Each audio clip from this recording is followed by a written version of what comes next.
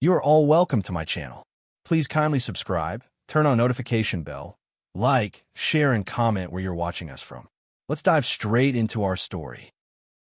Leon, I can't believe you're choosing a single mother over me after everything. Manhattan glittered beneath the winter sky, like a city obsessed with proving its importance. Golden lights spilled from the towering windows of the Beaumont Grand Hotel, while luxury cars lined the entrance one after another. Cameras flashed endlessly as New York's elite disappeared inside. Actors, designers, athletes, billionaires. The ballroom overflowed with wealth and perfection. And in the center of it all stood Leon Hayes, the undefeated heavyweight champion. For 11 years, nobody had managed to defeat him in the ring. Outside the ring, people chased him with the same desperation. Women watched him carefully, strategically, hoping to become the next woman photographed beside the billionaire boxer. A famous model touched his arm near the Champagne Tower. Leon ignored her. An actress laughed too loudly at one of his quiet replies. Ignored. A wealthy heiress slipped her number into his jacket pocket, while photographers snapped pictures around them. Leon never even looked down. Rumors followed him everywhere. Some people called him arrogant. Others believed fame had emotionally destroyed him. A few claimed he hated women entirely. But the truth was much simpler. Leon was tired. Tired of fake smiles and fake admiration. Tired of conversations that always sounded the same underneath expensive words. How much are you worth? What can you give me? What can I gain from standing beside you? The ballroom pulsed with music, laughter, and luxury, but Leon felt strangely alone standing inside it.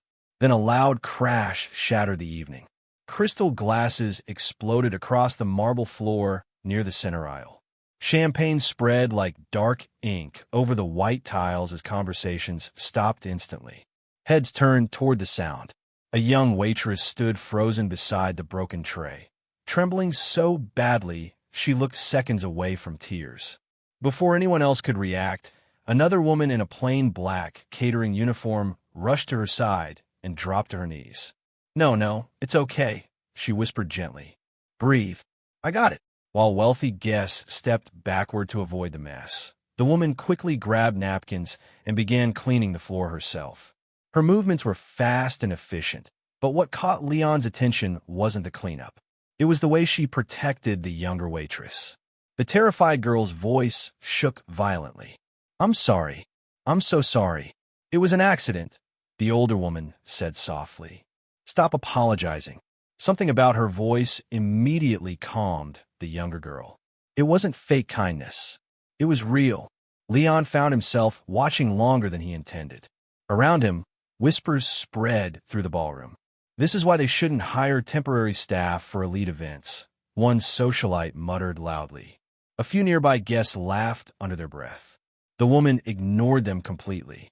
Her dark hair had loosened from its clip while she cleaned the broken glass. Exhaustion rested visibly on her face. Not weakness, but the kind that came from carrying too many responsibilities alone for too long. For some reason, Leon couldn't look away. Then Vanessa Clayton appeared. Vanessa moved through rooms like she owned every person inside them. Tall, elegant, and beautiful, she wore confidence like expensive perfume. As Leon's public girlfriend, she loved attention almost as much as she loved standing beside him. Her heels stopped inches from the spilled champagne. Well, she said loudly while looking down at the kneeling woman, this certainly ruined the elegance of the evening. Soft laughter spread nearby. The woman finally looked up at Vanessa calmly. We're handling it, she replied quietly. Vanessa's eyes swept over her uniform with open disgust. You missed a spot. Another wave of laughter followed. Leon's jaw tightened instantly. He hated that sound. That rich people laughter designed to remind someone they were beneath you. But the woman ignored Vanessa completely. Instead, she turned back toward the younger waitress. Go to the kitchen, she whispered kindly. I'll finish this. The younger girl hesitated before hurrying away, clearly trying not to cry in public. An event manager finally rushed over looking irritated. Natalie, what happened? So that was her name. Natalie stood carefully and answered immediately. She slipped carrying too many glasses. It wasn't her fault. We'll discuss this later, the manager said sharply. Natalie only nodded. No excuses. No begging. Just quiet acceptance. Leon watched her closely while she gathered the broken glass into a tray. Nearby guests continued whispering and staring at her, like humiliation itself was entertainment. Something inside him shifted. Without thinking, Leon reached into his jacket pocket and pulled out several folded bills. Here, he said as Natalie passed him. For the trouble. Natalie looked down at the money, then up at him. Leon expected gratitude, recognition, excitement. Every other woman reacted that way around him. Natalie didn't. Her expression hardened slightly. I wasn't asking for help. Leon blinked once, surprised. It's not charity, he replied evenly. A tired smile touched her lips. That's usually what rich people call it. Then she handed the money back. No flirting, no nervousness, no desperate attempt to impress him. She simply picked up the tray and walked away. Leon stared after her, genuinely caught off guard.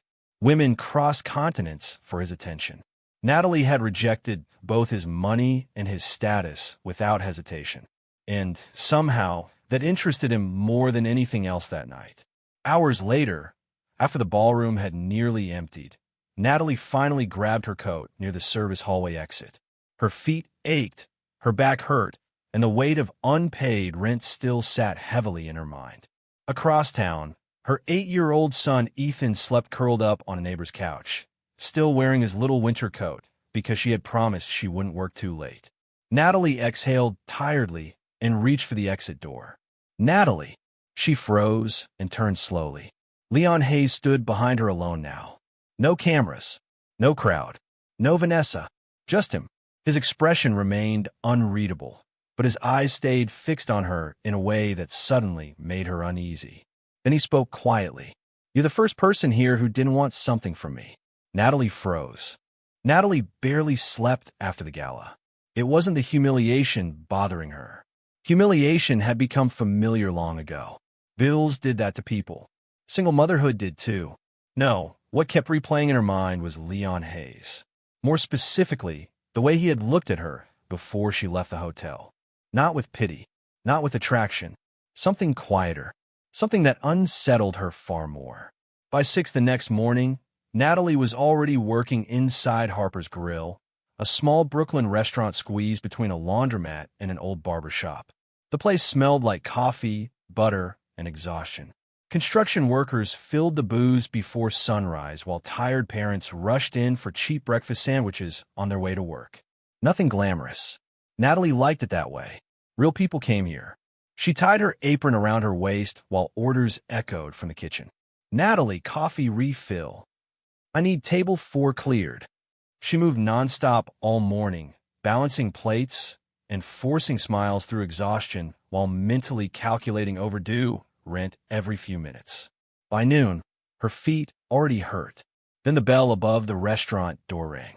The room went strangely quiet. Natalie looked up and froze. Leon Hayes stood near the entrance wearing a dark hoodie and black cap, but there was no hiding him completely. He was too recognizable, too large, too controlled. Customers openly stared. One teenager nearly dropped his milkshake. Natalie blinked once. What are you doing here? Leon glanced around awkwardly beneath the attention. You said real people come here. Natalie crossed her arms. I said rich people ruin everything. A small smile touched Leon's mouth before disappearing again. Natalie hated that she noticed it, because men like Leon Hayes weren't supposed to feel human. Yet standing inside the cramped little diner, looking slightly uncomfortable, he suddenly did. You're going to scare away my customers, she warned. An older man near the counter raised his hand immediately. Too late. I already asked him for a picture. The restaurant burst into laughter. Even Leon looked surprised by it. Natalie pointed toward an empty booth. Sit down before somebody starts live streaming. Too late. Someone already was. Over the next week, Leon kept returning to Harper's Grill. Always quietly. Always alone. Sometimes after training. Sometimes early in the morning before interviews. He never stayed long, but somehow those short visits slowly became part of Natalie's routine. and against her better judgment, she started waiting for them. What unsettled her most was that Leon never flirted. He spoke carefully, almost cautiously, like someone relearning how normal conversations worked.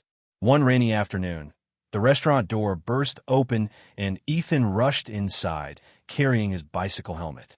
"Mom!" Natalie looked up immediately. "Why are you soaking wet?" "My bike chain broke." Then Ethan noticed Leon sitting in the corner booth. His eyes widened dramatically. "Oh my God." Natalie closed her eyes. "No, that's Leon Hayes. No interviews. That's literally Leon Hayes." Leon looked strangely amused, watching Ethan panic. "You box?" Ethan asked breathlessly. Leon nodded once. "You're famous." Ethan whispered in shock. "Please don't encourage him," Natalie muttered. But Leon surprised her again. "What happened to your bike?" The chain snapped. Leon stood immediately. "Show me." 20 minutes later, Natalie stood silently near the restaurant window, watching one of the most famous athletes in America kneeling beside Ethan's broken bicycle in the rain, fixing it himself. No cameras, no publicity stunt, just Leon quietly repairing the chain while Ethan talked nonstop beside him. And for the first time since Natalie met him, Leon looked peaceful. Not admired, not feared, just calm. That night, Ethan wouldn't stop talking. He fixed it in like 2 minutes. MHM, and he knows how to rebuild motorcycle engines. MHM, and he said my left hook is weak. Natalie looked up sharply. "You showed him your boxing videos?" Ethan looked offended. He asked. Natalie tried not to smile. She failed, but peace never lasted long in her life. 3 days later, after finishing a double shift, Natalie arrived home exhausted and found her landlord waiting outside the apartment building. Her stomach dropped instantly. "I know I'm late," she started quickly. "I just need another week." "It's handled." Natalie froze. "What?" "The overdue rent. Someone paid 3 months in advance this morning." Her blood turned cold. "No." The landlord shrugged casually. "You got a rich boyfriend or something?" Natalie stormed upstairs immediately. By the time Leon entered Harper's Grill later that evening, she was already waiting for him. "You pay my rent?" Leon paused. That was answer enough. Natalie stepped closer angrily. "I told you I don't take charity." "It wasn't charity." "Then what was it?" Leon struggled for words. "You were stressed. That doesn't give you the right to fix my life." "I was trying to help." Natalie laughed bitterly. "That's the problem with rich people. You think money fixes humiliation." Something shifted in Leon's expression at that, like the word hit somewhere personal. "You don't get to rescue me," Natalie said quietly. For several seconds, Leon said nothing. Then finally, "I don't know how to care about people normally anymore." The honesty in his voice stunned her. No ego, no performance, just truth. "Every problem around me gets solved with money," Leon admitted softly. "Teams, contracts, security. After a while, you forget how people are supposed to love each other." Natalie stared at him silently, because for the first time since meeting him, Leon Hayes didn't sound powerful. He sounded lonely, and somehow, that was far more dangerous. Outside the restaurant window, someone across the street quietly lifted a phone camera. Click. One photo. Leon sitting close to Natalie inside the tiny Brooklyn diner. Neither of them noticed, but the internet noticed everything, especially when billionaire men started looking at ordinary women differently. Later that night, while Natalie helped Ethan with homework at the kitchen table, celebrity gossip sites exploded with headlines. Billionaire boxer dating a single MOM? Miles away inside her Manhattan penthouse, Vanessa Clayton stared at the article glowing on her phone screen, then slowly smiled. Not pleasantly. The internet turned on Natalie Brooks in less than 48 hours. All it took was one blurry photograph. Leon Hayes sitting across from her inside Harper's Grill while she laughed at something Ethan had said off camera. To most people, the photo looked harmless. To the internet, it became war. She trapped him. She looks too old for him. Another broke, single mom chasing athletes. What does a billionaire boxer even see in her? The insults spread everywhere. TikTok clips appeared first, then gossip blogs, then celebrity pages hungry for attention. By the weekend, Natalie's face had become entertainment for millions of strangers online. People mocked everything about her. One influencer zoomed into a paparazzi photo and laughed. "She doesn't even look rich." The clip exploded online overnight. After that, Natalie stopped opening social media. But cruelty still found her. Inside Harper's Grill, customers whispered while she carried coffee between tables. Some pitied her. Others judged her openly. One woman glanced Natalie up and down before muttering to her friend, "Men like Leon don't marry women like that." Natalie pretended not to hear it, but every word stayed. And somehow the worst part wasn't the internet. It was Leon, or more specifically, how badly she had started needing him. That terrified her, because somewhere between quiet mornings and late-night conversations, Leon had lowered defenses Natalie spent years building. Men with money were never safe. She knew that. Yet Leon listened carefully when she spoke. He remembered tiny details. He asked Ethan questions like his answers genuinely mattered. And worst of all, Leon looked at her like she wasn't invisible, which made the humiliation hurt even more. 3 days later, Ethan came home unusually quiet.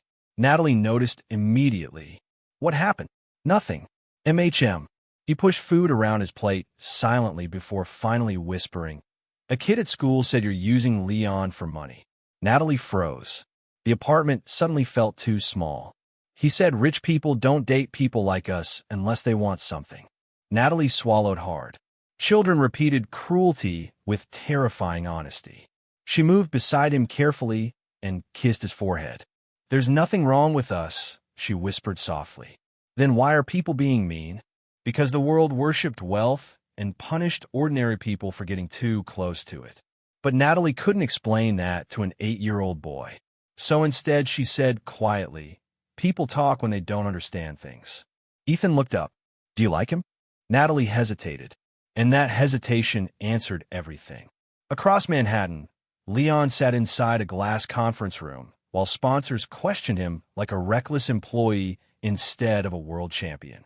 One executive slid a tablet across the table. Natalie's photos filled the screen. "This narrative is becoming a problem." Leon remained expressionless. "You have luxury endorsements tied to a certain image," another sponsor added carefully. There it was. Image. Always image. "She's becoming controversial online," the executive continued. "Single motherhood, financial instability, the age gap." Leon's jaw tightened. "She works harder than anyone in this room." The sponsors exchanged uncomfortable glances. No one's questioning her work ethic. Yes, they were. They just hid it behind polished language. Leon stood slowly. "I'm not asking permission to care about someone." Then he walked out. But even Leon underestimated how vicious wealthy people became when they felt rejected. Vanessa Clayton made sure of that. She began appearing everywhere publicly. Interviews, galas, fashion events. And every time reporters mentioned Natalie, Vanessa smiled sweetly before delivering poison disguised as concern. "I just hope Leon realizes some people become attached to wealthy men very quickly." Or, "Women in difficult financial situations sometimes confuse survival with love." The clips spread everywhere, and each one humiliated Natalie a little more. Until finally, everything exploded. A week later, Leon attended a massive press event announcing his upcoming championship fight. Cameras filled the ballroom, while celebrities and reporters crowded beneath glittering chandeliers. Natalie had no intention of attending. None. But the night before, Leon had looked at her quietly and said one word. "Please." So somehow she found herself standing near the back of the ballroom, wearing the nicest dress she owned, which still looked painfully ordinary beside the designer gowns surrounding her. The whispers started immediately. Phones lifted subtly. Judgment moved through the room like perfume. Natalie instantly regretted coming. Then Vanessa saw her. A slow smile spread across her face. Vanessa crossed the ballroom gracefully, while cameras naturally followed. She stopped directly in front of Natalie. "Oh," Vanessa said sweetly. "You actually came." "I was invited," Natalie replied calmly. Vanessa tilted her head slightly. "That's usually how these situations begin." Several nearby women laughed quietly. Natalie forced herself not to react. Then Vanessa stepped closer. "You know what I find fascinating?" she asked loudly enough for nearby cameras to hear. "Women like you always call it love." The ballroom slowly quieted. Natalie's stomach tightened. Vanessa smiled politely before her eyes swept over Natalie's dress. "But let's be honest," she continued softly. "Women like you date men like Leon for survival." Silence crashed through the room. Every cruel comment online suddenly felt real.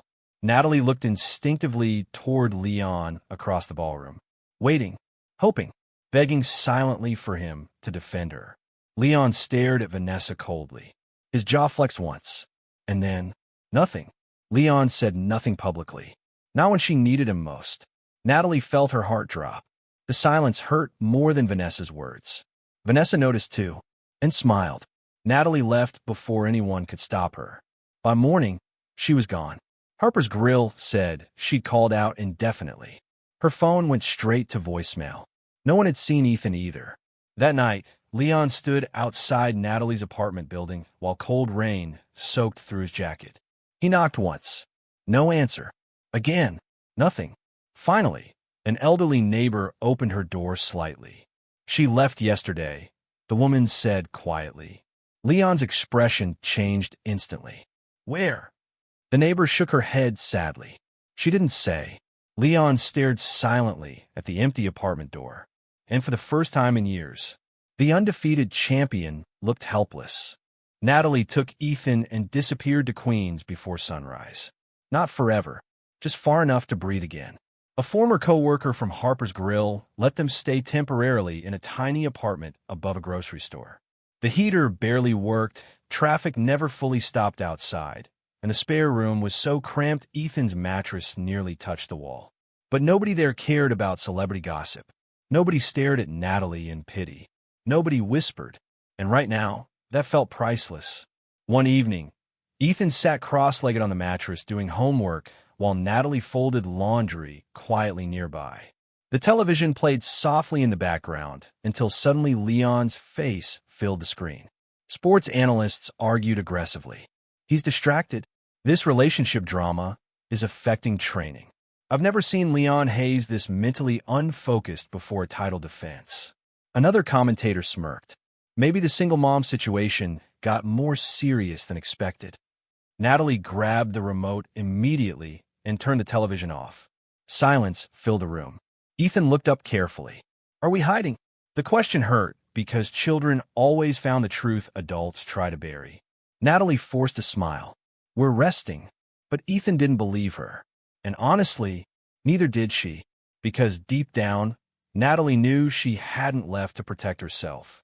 She left because she loved Leon enough to ruin herself before ruining him. Every headline, every sponsor meeting, every cruel comment online, it was getting worse. Powerful men always chose survival eventually. Leon was simply the first man who made her wish he wouldn't. Across the city, Leon Hayes was falling apart quietly. The gym noticed first.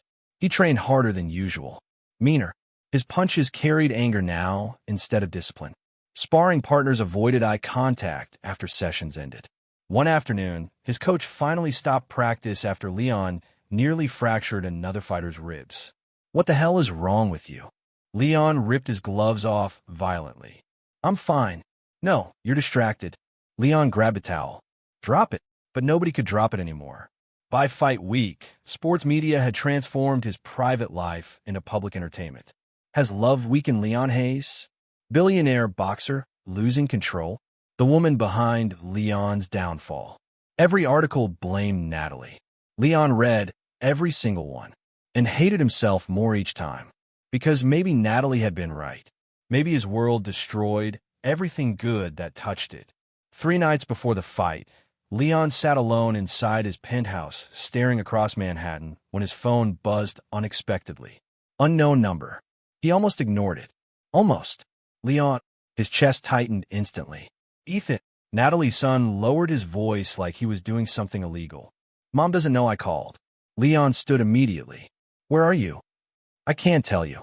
Relief hit Leon so hard he nearly laughed. At least they were safe. "I miss you," Ethan admitted quietly. The words hit harder than any punch Leon had ever taken. I miss you too, champ. Ethan hesitated before whispering, Mom cries when she thinks I'm asleep. That nearly broke him. Leon sat down slowly and rubbed a hand over his face. How's your bike? He asked softly. I cleaned it. Good. Safe conversation. Until Ethan quietly asked, Did you stop liking us? Leon's head snapped up instantly. What? At the party, we didn't say anything. There it was. The silence. The moment replaying inside everyone's mind. Leon closed his eyes briefly. No, he said quietly. I was trying not to destroy someone in front of cameras. Ethan didn't fully understand, but Leon did. If he had exploded publicly at Vanessa during the press event, the media storm would have become even worse. Sponsors and reporters had been waiting for him to lose control. Trying to protect Natalie had looked exactly like abandoning her instead. The irony made him sick. Can I see you? Ethan whispered. Leon answered instantly. Yeah. The next afternoon, Natalie's carefully built distance shattered the moment she opened the apartment door and saw Leon standing there. Exhausted, unshaven, emotionally wrecked beneath controlled silence. Ethan rushed past her immediately, and Leon caught him automatically. The embrace looked natural, necessary, and somehow that hurt Natalie even more, because this had started feeling like family. Leon finally looked at her. I just want to talk. Natalie hesitated before stepping aside quietly. The apartment was small enough that tension filled every corner. Leon sat at the tiny kitchen table while Ethan disappeared into the bedroom to give them privacy he barely understood. For several seconds, neither adult spoke. Then Leon finally admitted, I know why you left. You should focus on your fight, Natalie whispered. There it is again. What? You talking about me like I'm some machine people own? Natalie looked up sharply. You think this is easy for me? No, Leon said softly. I think you're scared. I'm realistic. Leon laughed bitterly. That's worse. Silence stretched between them before Leon finally spoke again. My mother used to clean hotel rooms for rich people. Natalie froze. She was beautiful, Leon continued quietly, and men with money treated that like permission. Suddenly everything about him made sense. The coldness, the distance, the hatred of elite circles. You know why I kept coming to the restaurant? He asked. Natalie shook her head slowly. Because it was quiet there. His eyes met hers.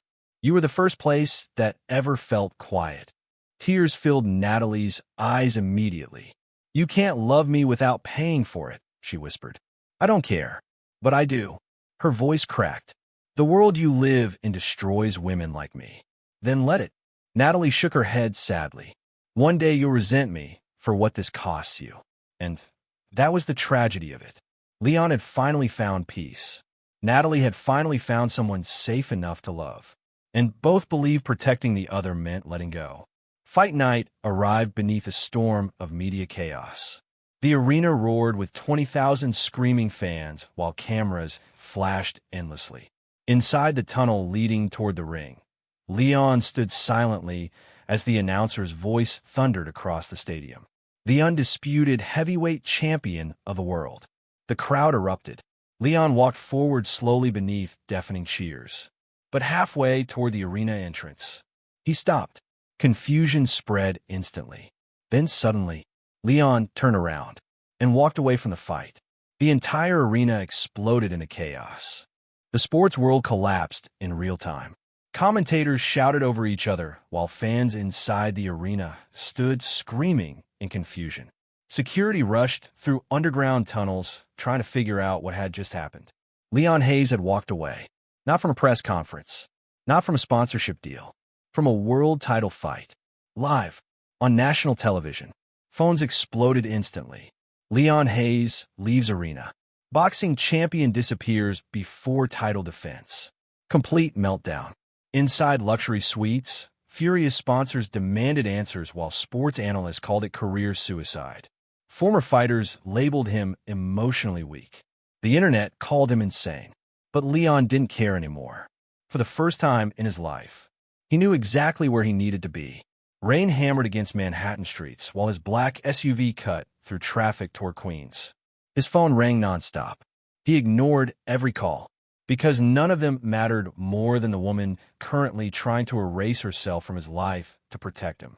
And he was done letting her. By morning, the story had become global news. Helicopters circled the arena, replaying footage of Leon disappearing moments before the fight. Every network asked the same question. Where did he go? Nobody knew, until someone recognized Leon's SUV parked outside a small neighborhood diner in Queens shortly after noon. Within minutes, live streams began, then reporters, then crowds. Inside the diner, Natalie had barely finished pouring coffee when the bell above the entrance rang softly. The room fell silent instantly. Her body reacted before her mind did. Leon. He stood in the doorway wearing a black coat soaked from rain. Exhaustion carved deeply into his face. Outside the windows, people already crowded the sidewalk with phones raised high. Natalie's pulse spiked immediately. Leon walked toward her slowly while every customer inside stared openly. Natalie, what are you doing? She interrupted sharply. Leon didn't stop moving. I'm fixing this. You already made it worse. Outside, more people gathered against the windows. Livestream comments exploded online. He found her. This is insane. He really left the fight for her. The diner owner looked nervous. Should I call somebody? Natalie couldn't even answer, because Leon was looking at her the same way he had looked at her at the gala weeks earlier, like she was the only real thing in a room full of noise. And somehow that terrified her now more than ever. You should leave, she whispered. No, Leon, no. The firmness in his voice silenced her instantly. Across Manhattan, Vanessa Clayton watched the live stream unfold inside her penthouse.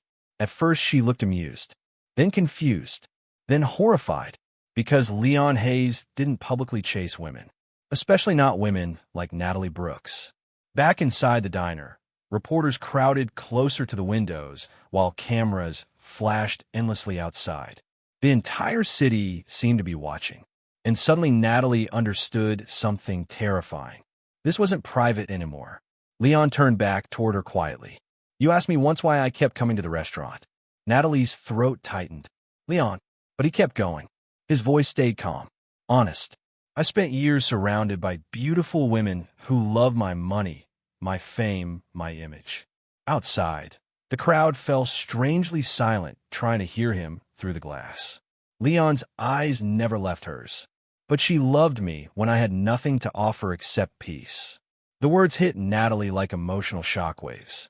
Because he said it publicly, not hidden behind closed doors, not privately, publicly, in front of cameras, in front of the entire world. Leon stepped closer.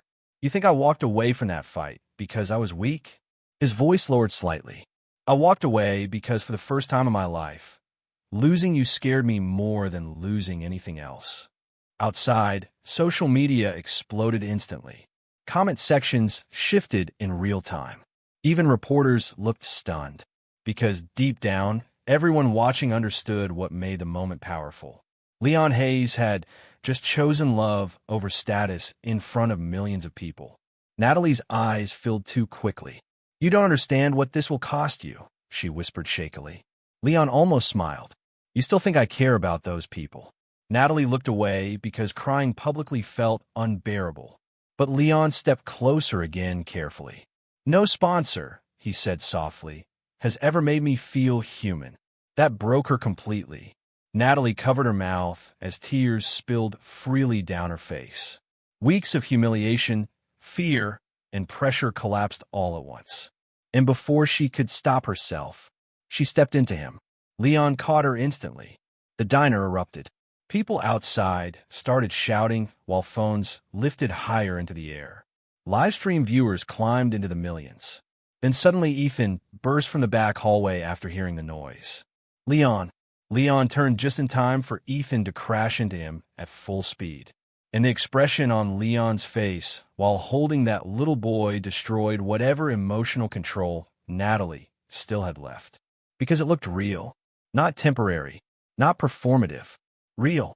Ethan hugged him tightly. You left the fight? Leon looked down at him. Yeah. Why? Leon glanced toward Natalie before answering honestly. Because some things matter more. Outside, strangers watching through the windows started reacting emotionally. One woman openly wiped tears from her face while live streaming. Inside her penthouse, Vanessa muted the television completely. Her expression hardened slowly with disbelief, because she understood the truth before anyone else did. Natalie had already won, and there was nothing wealth could do about that. Inside the diner, Leon slowly turned back toward Natalie. The noise around them faded slightly until everything narrowed to only the two of them. Then Leon reached into his coat pocket. Natalie frowned through tears. "What are you?" The entire diner gasped. Leon dropped to one knee. Phone shot upward instantly. Outside, crowd started screaming. Natalie stared down at him in complete shock while her hands trembled violently. Leon looked up at her with the same quiet intensity that had terrified her from the beginning. But now she finally understood it. He had recognized peace inside her long before she recognized love inside herself. And now the entire world was watching him choose it. Choose her. Leon opened the small velvet box, slowly. His voice softened. Natalie Brooks. She stopped breathing. And outside the diner windows, even Manhattan seemed to pause. Natalie couldn't speak. The entire diner held its breath with her. Outside, crowds pressed against the windows while live stream comments exploded so quickly they became unreadable. Reporters shouted over one another. Cameras flashed endlessly in the rain. But Leon noticed none of it. Not the headlines already forming online. Not the millions of strangers watching him kneel in front of a woman the world had spent weeks humiliating. He only noticed Natalie, still staring at him like she couldn't fully believe he was real. Leon's voice softened.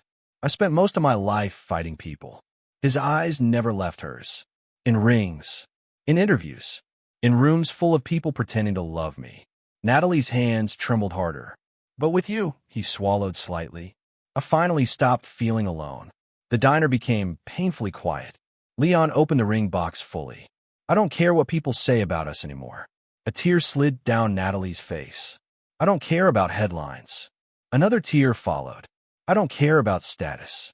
Outside, strangers stood frozen in the rain, listening through the windows. Leon smiled faintly. "I care about the fact that when life gets loud," his voice lowered softly, "you're still the only thing that feels quiet." That broke her completely. Not because of the ring. Not because he left a championship fight for her. But because he loved the parts of her life she had spent years apologizing for. Natalie laughed shakily through tears while covering her mouth. Then finally, slowly, she nodded. The diner exploded. Customers screamed and clapped while people outside shouted loud enough to echo down the street. Someone near the counter openly cried. Leon stood immediately and pulled Natalie into his arms while cameras captured the moment from every possible angle. And for the first time since this story began, Natalie stopped hiding her happiness. Weeks later, the internet looked completely different. The same people who mocked Natalie now reposted videos calling their relationship the realest love story online. Others called Leon the first celebrity who chose love over image. Public opinion had shifted overnight because people loved redemption stories almost as much as they loved tearing people apart. Vanessa Clayton disappeared from social events almost immediately after the proposal. Old interview clips resurfaced online. Every cruel comment she made about Natalie spread across social media. Brands quietly stopped inviting her to events. And for the first time in years, Vanessa understood what public humiliation actually felt like. But Natalie didn't celebrate any of it. Surviving cruelty had changed her. She no longer wanted revenge, only peace. And somehow, Leon wanted the same thing. 3 months later, Leon shocked the sports world again by ending several major sponsorship deals. Analysts called it reckless. Financial experts called it emotional decision-making. Leon called it freedom. For the first time in his career, he stopped building his life around public approval. And slowly, everything changed. That spring, Natalie opened her own restaurant. Not glamorous, not expensive, just warm, honest, real. The kind of place filled with music, laughter, and food that reminded people of home. Leon invested quietly, but insisted the business remain entirely in Natalie's name. When reporters asked why, his answer stunned them. Because she built her own life before I ever walked into it. And somehow that made people love him even more.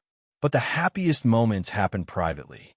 One quiet afternoon inside an empty boxing gym, Leon carefully adjusted Ethan's gloves while the little boy bounced excitedly in front of a punching bag twice his size. No swinging wild, Leon warned. I wasn't swinging wild. You almost punched yourself. Ethan looked deeply offended while Natalie laughed softly from the corner.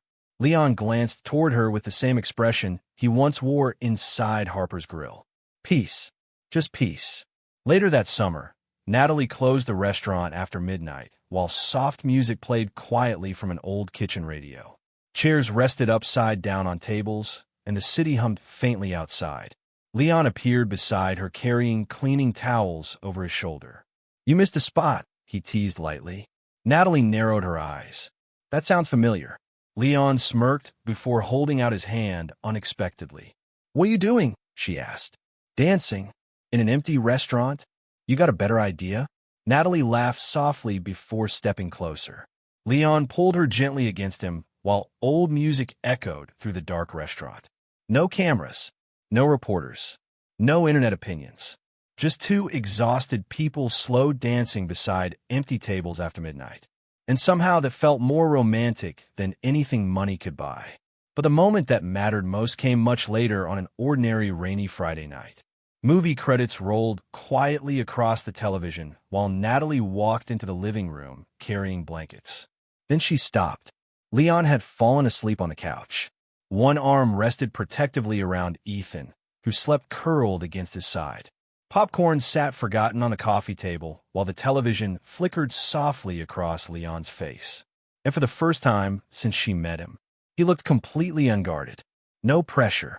No loneliness hiding behind expensive suits and controlled silence. Just peace. Real peace. Natalie stood there silently for a long moment. And suddenly, she understood something life had tried very hard to teach her. Love was never supposed to feel like survival. Real love felt safe. Safe enough to rest. Safe enough to be soft. Safe enough to stop fighting. Leon shifted slightly in his sleep, unconsciously pulling Ethan closer. Natalie smiled through tears, because the billionaire boxer who once had everything had spent years starving for the one thing money could never buy, a home that felt emotionally safe. And somehow, they had given that to each other. Thank you all for watching. I hope you enjoyed the story. If the story touched you, please don't forget to like, subscribe, and drop your thoughts in the comment section. See you again in our next story.